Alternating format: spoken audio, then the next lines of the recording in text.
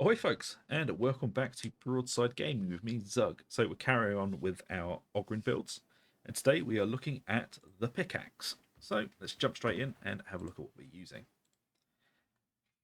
So as you can see, I'm using the Carsolus Mark II, and before we jump into the stats, I just want to point out something maybe you haven't noticed yet. But if you don't want to use the Carsolus and you have a very good pickaxe, you can just come straight over to here to Marks, and you can change this to be whatever one you want. So you keep all the stats, the blessings, the perks, exactly how they were, and you can just change it at your leisure, which I think is an absolutely amazing addition to the game. So you really only need one weapon of each family instead of having a whole slew of crap sitting in your bag. As you can see here, I have just hundreds of the damn things, which I can now use to sacrifice and gain mastery in other weapons. Lovely. So as you can see here, the pickaxe we're using, this is going to be the breakdown for the stats. You want 80% in damage, first target, cleave damage, penetration, lol, and defense is going to be your dump stat. Because who needs defense when you can kill everything around you? And as for your perks, we're going with Unyielding and Flak, 25% damage in each. I have just realized I haven't updated that Flak perk. I will do that. So the reason we're going for Unyielding is so we can get past those breakpoints for dealing with Reapers, Bulwarks, Crushers, and all types of monstrosities. Whereas if we put Carapace on there, it would only work on Maulers and Crushers. So Unyielding is a far better, wider catching perk. And Flak, again, because it's the most prevalent armor type in the game, so we're going to get the most use out of damage against Flak. And now for blessings, we're going with Slaughterer, which gives us 8% strength for 4.5 seconds on kill, stacks 5 times, and Thrust, up to 20% strength based on the charge time with your heavy attack, stacks 3 times. So that's going to give us 60% damage based on our charge time, which basically is how long you hold the hit for. As you can see there at the bottom of the screen, you can see Thrust stacking up pretty quickly.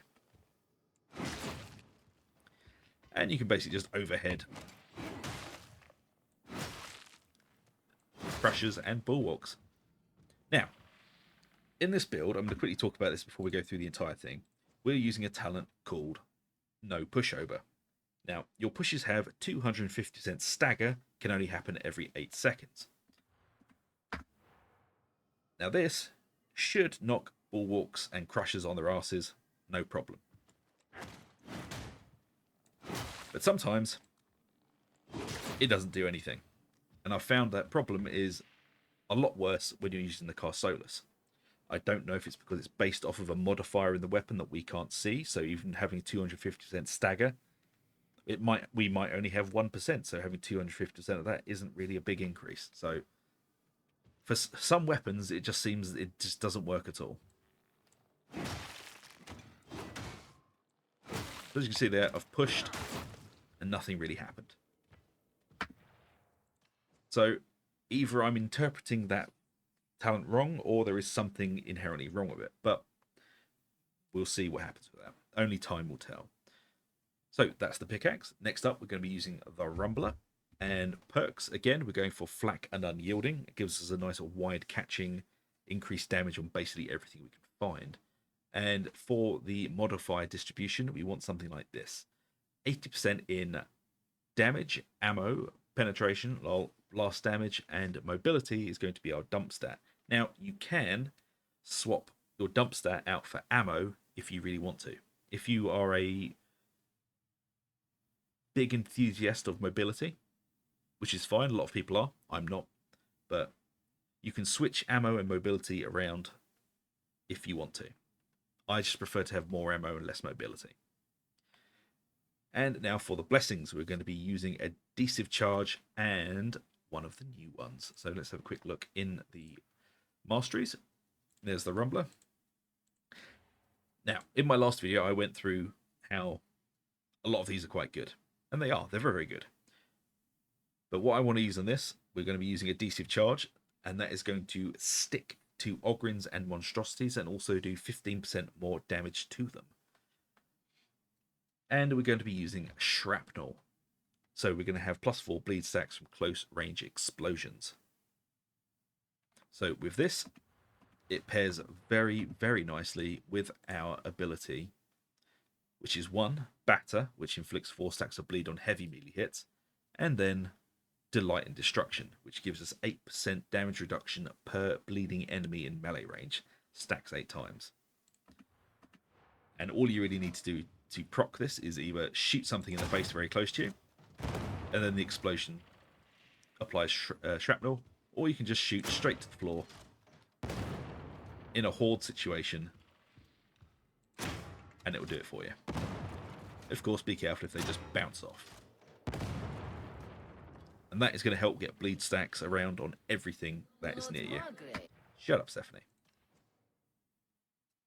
So yeah, just to reiterate, the blessings that we are going to be using are Adhesive Charge and Shrapnel. Now, if you want to, you can change out these blessings for something that you'd prefer. These two do pair really, really well, but there are also other options. You can use Shattering Impact, which gives you stacks of brittleness.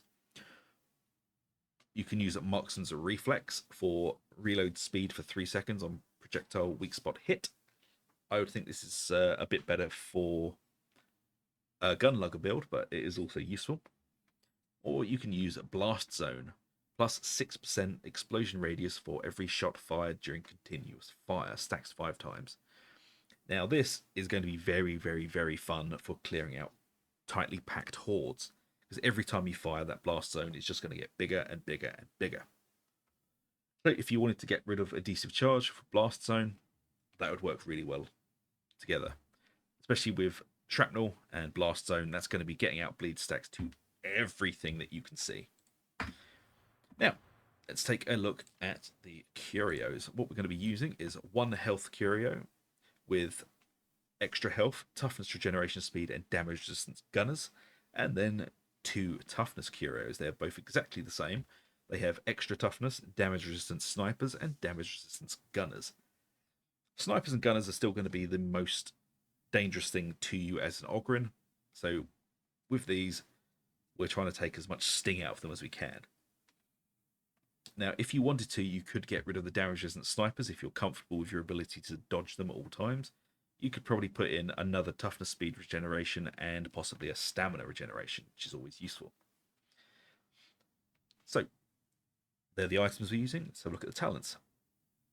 So we're going to be using Furious into the best defense, picking up Smash 'em, and then Heavyweight. I say it's in every build, but Heavyweight is one of the most important talents you can pick as an Ogryn, because it gives you 30% damage against Bulwarks, Crushers, Plague Ogryns, and Reapers, and you also receive 30% less damage from them in turn.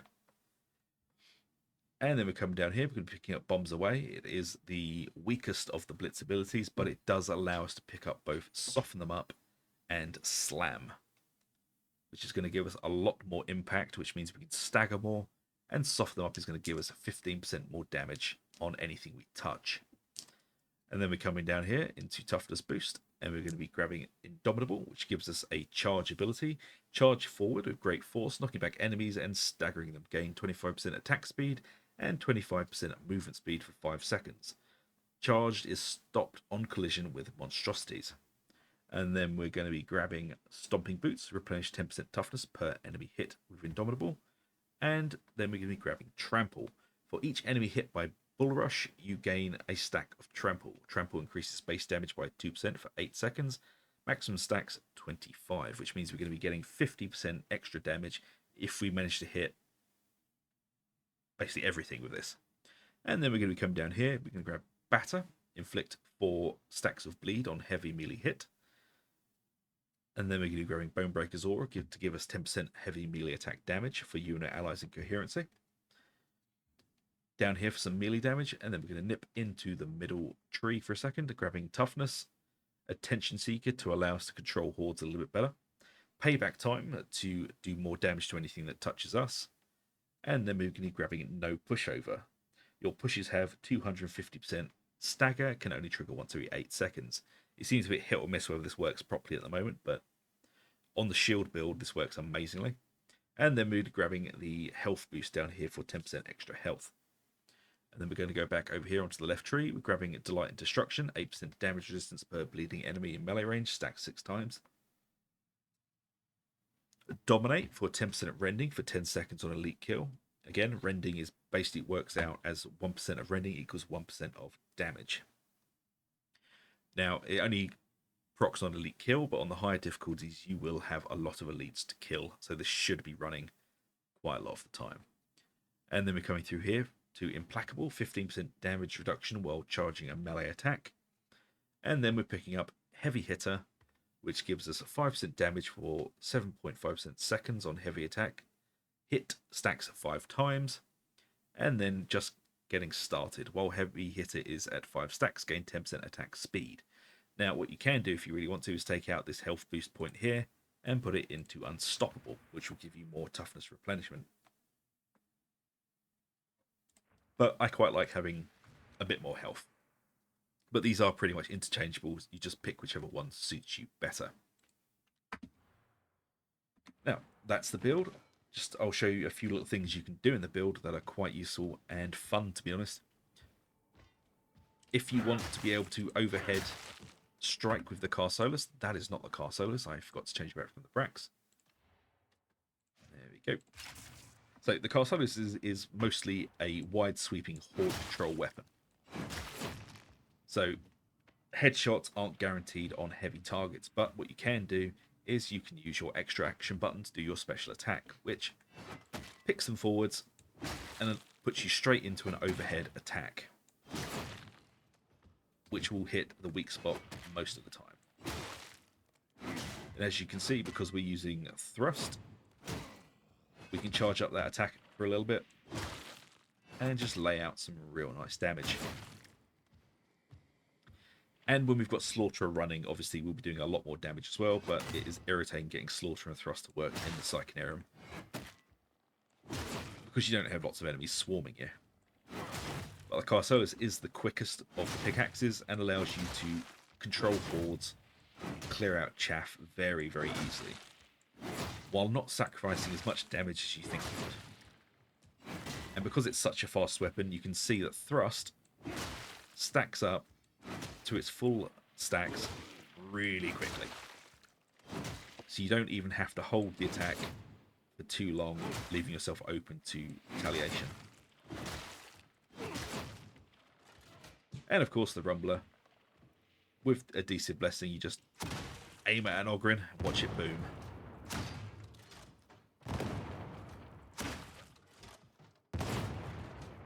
It's a very fun weapon, is the Rumbler. But there you go. That is the Ogryn pickaxe build. It works with all 3 pickaxes. Just have to change your playstyle ever so slightly to compensate for the different change or the change in the attack patterns. But it works over all of them. So I hope this build helps you. I hope you enjoyed it. And if you have, please do like, subscribe, ring the bell for notifications. It really does help us out.